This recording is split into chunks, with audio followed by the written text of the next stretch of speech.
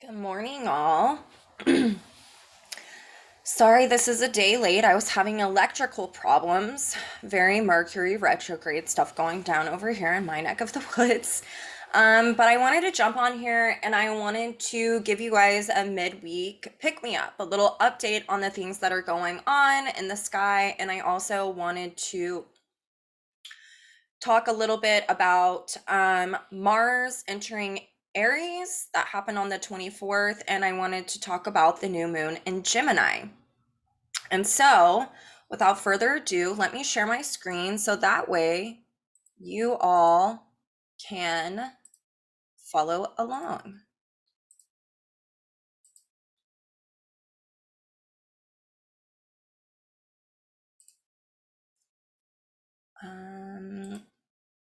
Okay. So this is the chart for May 24th, whenever this happened at 6:17 p.m. on Tuesday, whenever Mars entered Aries and it was conjunct the moon, and they're both at 0 degrees Aries. So this is really potent Aries energy. If you guys have been following along in my videos, you know that I have talked about the degree of 0 in a sign means that it's a concentrated energy of those archetypal dynamics. And so it's extra potent. And what makes this even more extra potent is the fact that we have a stellium occurring in the sign of Aries. So, what a stellium is in astrology is when you have a concentrated amount of planets within a certain sign. So, as you can see here, if you follow my mouse, we have Mars, we have the moon, that's both conjunct Jupiter. Then we have Chiron, we have Eris, and we have Venus, all in the sign of Aries. And I talked about this a little bit on my weekly report. If you guys watch that at the beginning of the week, this is very much kind of where some of us are in a state of becoming. And so I wanted to give kind of an example about the dynamics with Aries and the energy of that. So before I start that, I wanted to just make a note that Mars in evolutionary astrology is the desires of the soul, whereas Pluto is our soul and what we've been working on, and the Pluto polarity point. So, what sits across from Pluto is what we're trying to actualize in this lifetime. It's kind of our bottom line. And in the soul, we have two desires. One is a separating desire, and one is a merging desire. And until all of our separating desires, we've fulfilled those, we are not going to merge back with source or, to complete our evolutionary journey. And so with Mars here in Aries, we can see that for when we're looking at transits, that this is the front runner in our evolution of our desires.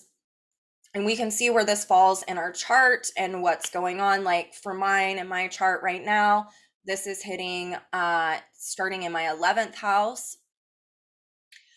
So for me, as an example, this is really about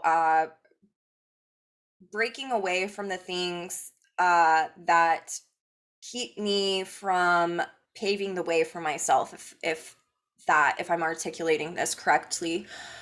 So and then it's going to go into my 12th house, which is really about connecting myself and being an instrument of something bigger.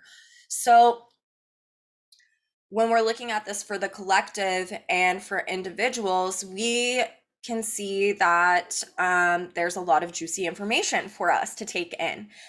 So Mars in Aries very much signals to a new cycle starting for some of us.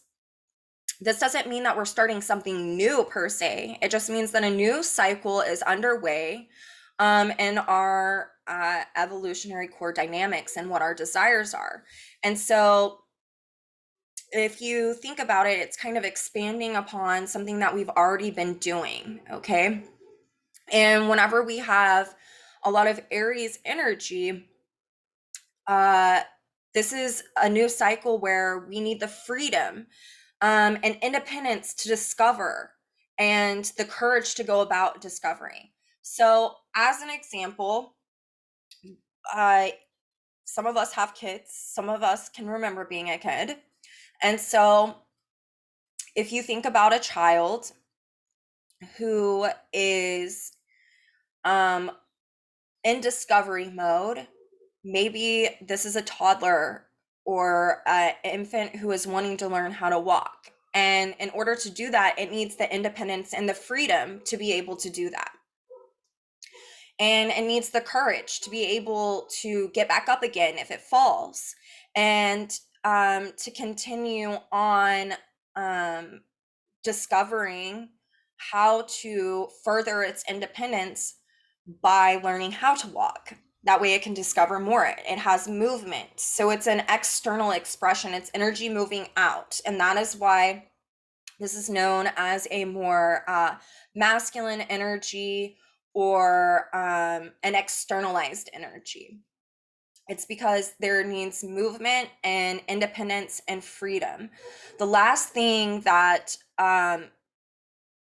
Aries wants is to be contained, to feel like it doesn't have the freedom to go about to discover. And so oftentimes, Mars and Aries can have this sense of, if it's not in its natural expression, it can feel a sense of powerlessness, like it can't move. It doesn't have the freedom to move, to go and to discover, and it needs the independence, and it feels like it's locked down. So what can occur is anger can come up. And anger is a really natural human expression. Really, what it does is it points to there being some tenderness, that there's something there that needs to, there needs to be some leaning in into this energy to discover, what is this anger about? What do I need to discover about this? And oftentimes this can be because there isn't the freedom to discover. And so it becomes repressed, feeling like it's stuck. And that is where a lot of anger can come about, because it's repression of, or suppression of, the movement of needing to be able to have the freedom to discover the independence. You take away someone who has potent Aries energy in their chart, you take away their independence, and you're going to see someone who gets angry, who gets upset, who gets mad. And so the key is to lean into that and to discover, why do I feel stuck? Why do I feel like I can't move? Why do I feel like I don't have the freedom? Because the illusion is that we don't, and we are all sovereign beings, and we do have the freedom to move and to have independence. Usually when we feel like we don't, there's this illusion of not having power, that we don't have authority over our own self. And so therefore we can end up feeling like we don't have a choice, and that we're giving our power away. And so I just wanted to really give a teaching about this. And so that way we all can kind of connect with this Aries energy and start to think, what does this need? What does it mean? What do I need? How can I express this? And so oftentimes people will think, oh, there's a new cycle going on because it's Aries. Well, it's really catapulting off of something that we've already started on. It's just building upon it, because Aries comes from, it's like birth, from Pisces, which is a culmination of all the archetypes within the chart, going from Aries, Taurus, Gemini, Cancer, Leo, Virgo, Libra, Scorpio, Sag, Capricorn, Aquarius, into Pisces. It's all culminated, and you can think of Pisces as like a birth, like the womb. Okay, we're in this womb, and then there's a birthing. So whatever teachings that you've been learning, that have been going on in your life, and you've been consciously working, well, this isn't necessarily a new cycle, like you're starting something brand new. What you're doing is you're taking all the culmination of these lessons and now you're allowing it to be birthed into something new. And that takes a lot of courage. And with this Mars starting right out the gate in Aries and conjunct the moon in Aries, this is really about some of us not creating a new identity per se, but allowing our identity to be seen, the courage to express whom we feel that we are. And this is conjunct Jupiter, which is all about our authenticity. And so a lot of us now are having the courage to act on our desires that maybe we've been holding on to for a long time and we just didn't feel like we had enough of the information. And so this is starting a new cycle of being able to act on these things that we have been garnering and the lessons we've been accumulating. So now we have a new framework to put this in. And so that is this birthing of these new this new cycle that's catapulting off of the last one. So I can speak to the clients that I've been getting in regards to this energy. I've been seeing a lot of the Jupiter-Neptune conjunction, Jupiter-Venus conjunction that happened back at the end of April. There were lots of dynamics coming to light for people. And now this is the time that they are figuring out a plan of action, very Aries. And so it's very much being felt by a lot of my clients of wanting to start something new. And it's around work that they've already been doing. I am seeing a lot of people who have been honing their craft, and now it's like they're graduating from that. And so that's this energy, is it's like if you went to college and all of a sudden you learned all this knowledge, well, the birthing is now you're going to go out into the world and you're going to do this. Like and you need the independence and the freedom and the courage to do this. And so these are the energies that we're really feeling. The key here is to allow our desires to align with our values and our authenticity. If we're going to catapult off of the last stepping stone, to say, we need to do it with integrity and we need to do it in our authenticity, and it needs to be in alignment with our values. And within our values, that can be our moral code, our compass. It can also be our ethics. And so whenever we're starting this new cycle to catapult off the last one, it's really important for all of us to be in alignment with our values. And a lot of this cycle that's starting up is so that way we can throw off any type of outmoded values that aren't in alignment, that are now in alignment with our desires and our desire nature. So this is about discovering almost the way I conceptualize it, the nuances within our life that we're building upon. So does this feel good? I don't like how this feels. I think I'm going to leave that behind. Okay, yes, this is in alignment with my core dynamics and who I'm wanting to be in the world. And I think that this is a value of mine. So it's this state of becoming, of really getting in touch with whom we are, how we view ourselves, how we view our identity.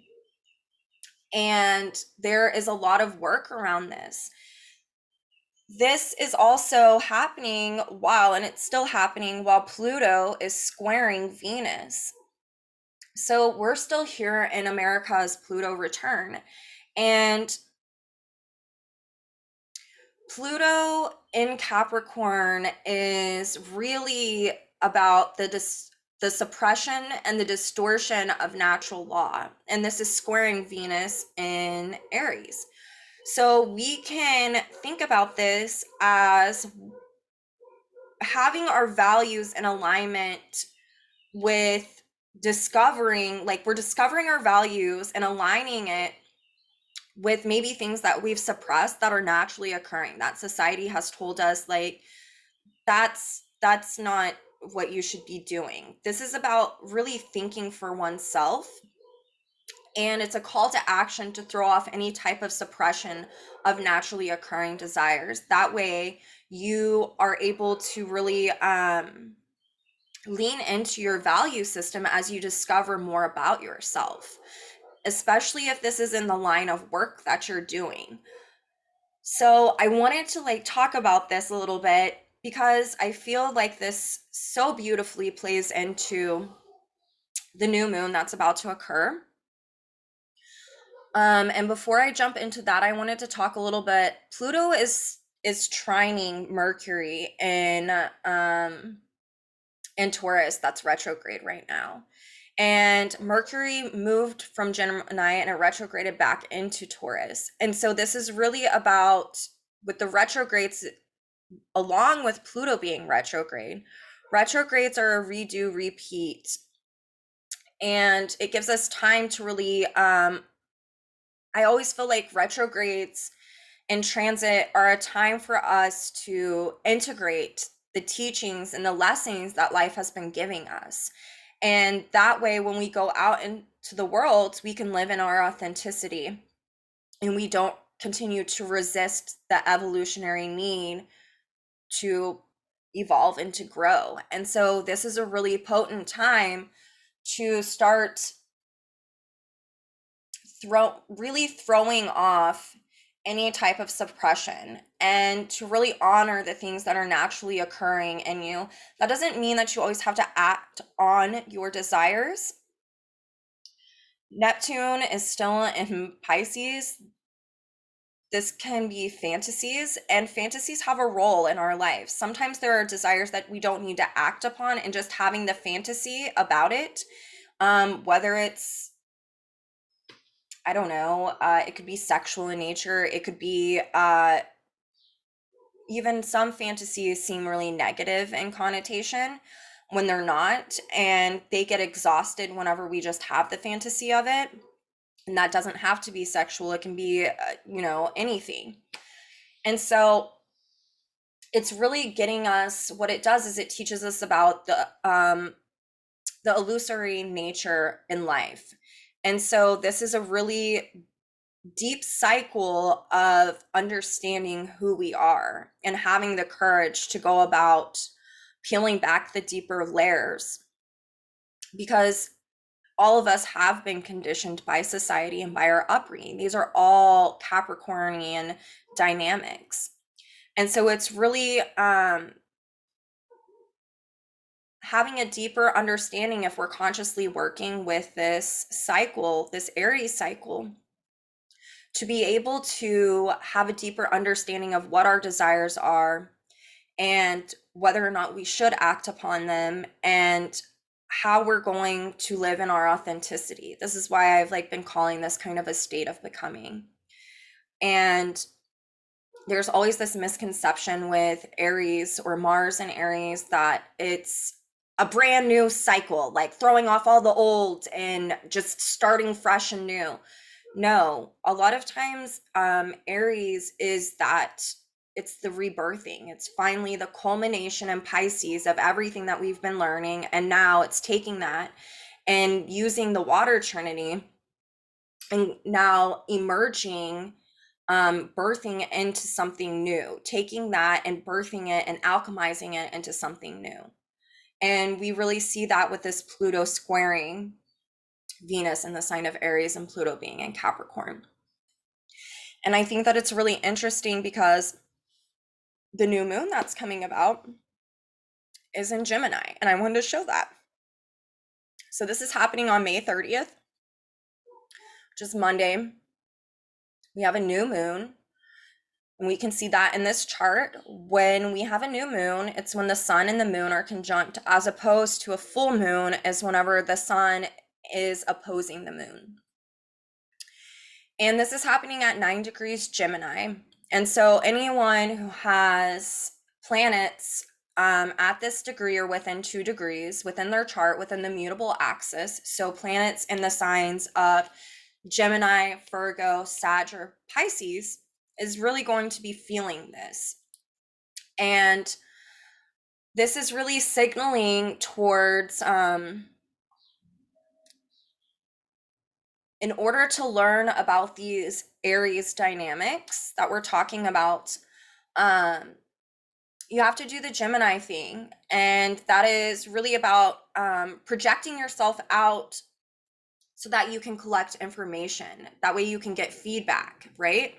So if you're having the courage and the freedom and the independence to be able to cultivate something, and then you're going to have to, you can't just sit there. You have to go out and you have to project yourself into the world. That way you can gain more information. And that way you can understand what those teachings are. And really, Gemini needs to be able to express what it learns. So words can be really important at this time. And with Gemini and this energy that's been happening in Aries and this stellium, and on this day there's Mars and Jupiter. Mars is now moved past Jupiter, so it's in a new phase. So this is really about allowing yourself to be seen in the world, right? Because there's a natural square that occurs between Gemini and Pisces.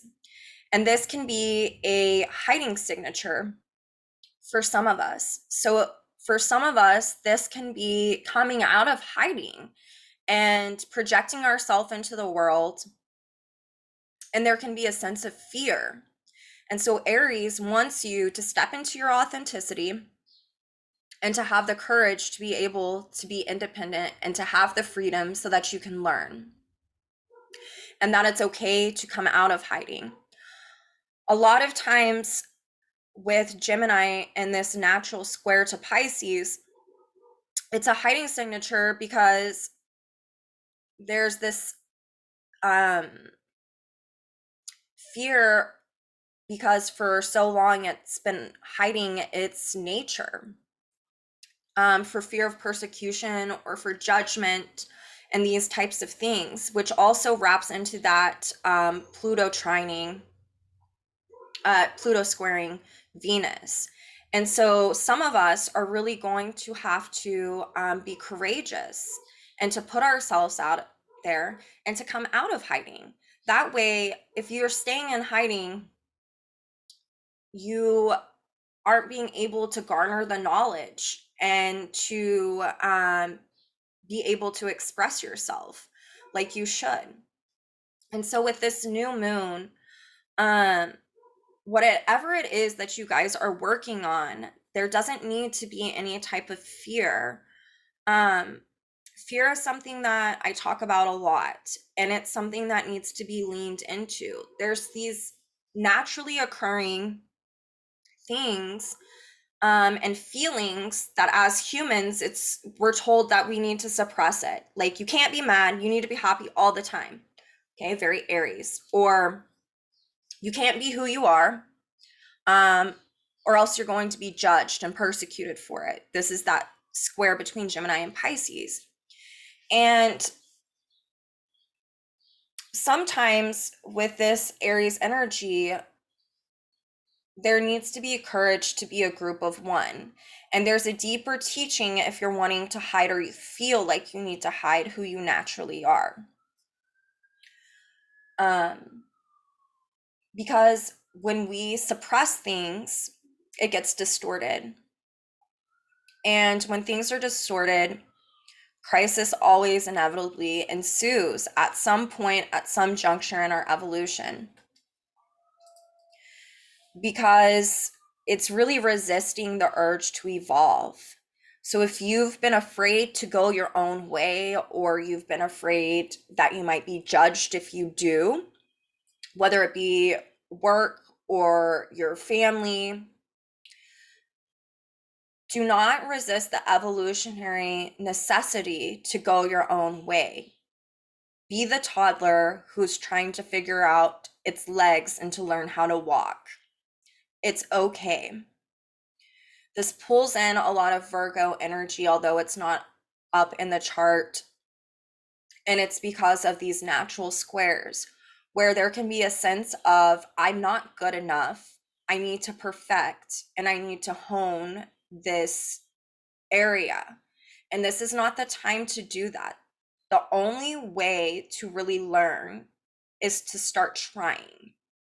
And that is this teaching here this week, is if you are afraid because you feel like you're going to do it wrong, or there's a fear of judgment, and you're feeling, maybe you're holding on to conditioned guilt and it's not really natural guilt, although the illusion is that it is, that you need to feel guilty for maybe leaving a situation or an organization or family dynamics. These are all things that could be coming up. The only way you're going to learn is if you can get the courage, which is what all this Aries energy is asking for, and to just put one foot in front of the other. The value is in the effort. You can come out of hiding. You may be persecuted. You may have false words spoken about you. There's a lot of, there's an asteroid Estrella. It's making some really interesting aspects. Excuse me. And sometimes this can be false words that are spoken about us. This could be happening. And here's the thing. You don't have to buy into that energy. This is a rebirthing. This is a way to, that doesn't mean you suppress the anger, the feelings that come about if these situations occur. It means that you take a look at it and you lean into the anchor and you really get to the bottom of it. Because maybe it's about you feeling like you're not good enough or that you're not capable of being able to do this. And Aries asks for courage to cultivate whatever it is that you're catapulting off from the past, what you're leaving behind. And I just wanted to really give this teaching to you guys because I felt like it was important. I've been seeing it so much with clients. There's like this fear of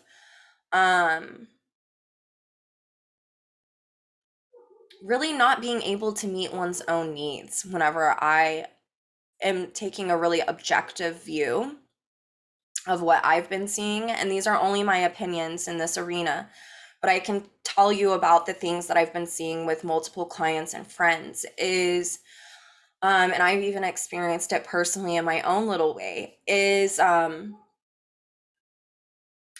it's a fear of not being able to meet one's own needs, or a fear of failure, which ultimately is feeling like you can't meet your own needs.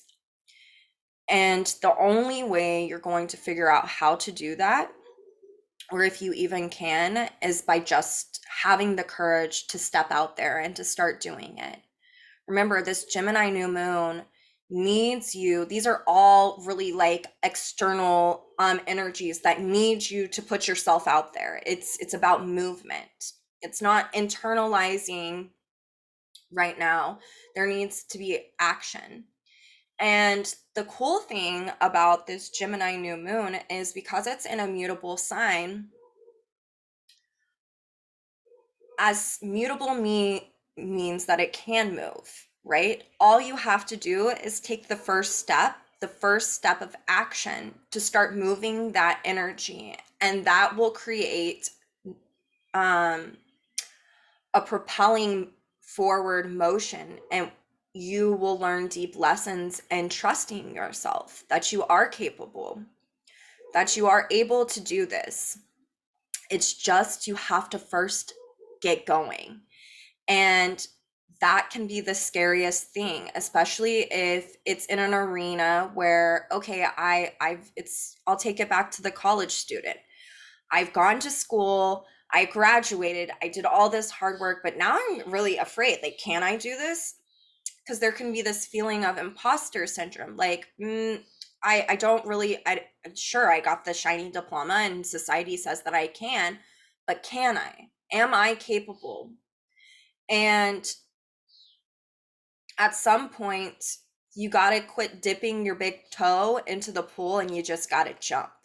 And this is one of those times. And just remember that energetically, it's very positive. It's a new moon, a new cycle that just echoes this Aries new movement, new cycle as well.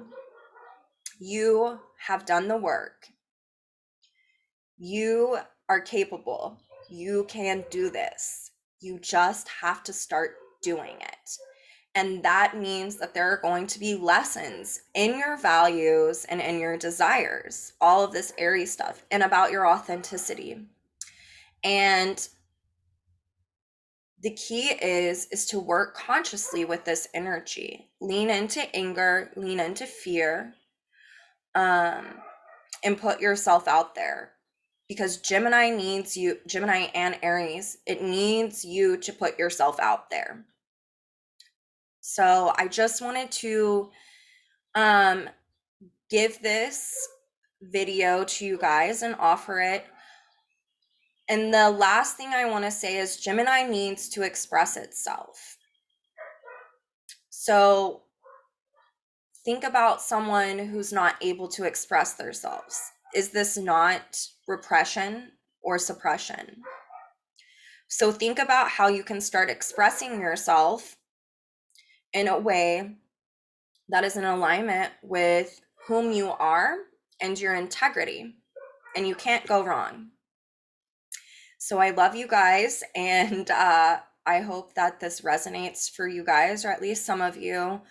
I find these energies really interesting. I think I want to do a video over the astrology of, I think I'm going to do that tomorrow, just to let you guys know. I want to do a video over the astrology of the shooting that just happened in Texas and how that really ties into the Sandy Hook shooting. And it ties into America and a lot of these core dynamics that I'm even talking about right now. I think that more people are going to be coming out and they're going to be doing the Gemini thing, and they're going to have courage and they're going to express themselves, even if they feel like they'll get persecuted here in society for expressing themselves. And if you think about this on a collective level with all of this Aries energy and Jupiter and Venus and Mars and Chiron, this is really potent energy along with the nodal axis, which, by the way, when Sandy Hook happened, the nodes were in the same signs, only it was the opposition. So instead of the north node being in Taurus like it is now, and the south node being in Scorpio, it was flipped. It was the north node was in Scorpio and the south node was in Taurus. And this is very much like the karmic axis of death and rebirth. And we can see that this is a cycle that is replaying out. So how on the collective level is there resistance, and what do you think is going to happen? What kind of other cataclysmic event? We're already considering this a cataclysmic event, but if there keeps this resistance within America and in society, what do you think is going to happen? How bad does it have to get? And so I think I want to go over the astrology of all of this because I think that it's pertinent information, and I think that I want all of us to be able to make informed choices, especially election season coming up in a couple of years. And so this is the time to be really paying attention to these things if you're into astrology, because there's so much potent information and pertinent to all that's occurring, especially like Pluto, the soul. We're in America's Pluto return. So America's soul. We know that these are big times. And so I think I want to start doing more videos over this. Anyway, I love you all. I hope you have a great rest of your week. I hope you have a beautiful new moon. And remember to put yourself out there. Move that energy. Keep it going. You are in a state of becoming and discovery. And it's a deepening in your evolutionary journey in this lifetime. And I want you guys to get fired up about it. So I love you guys. Thank you so much.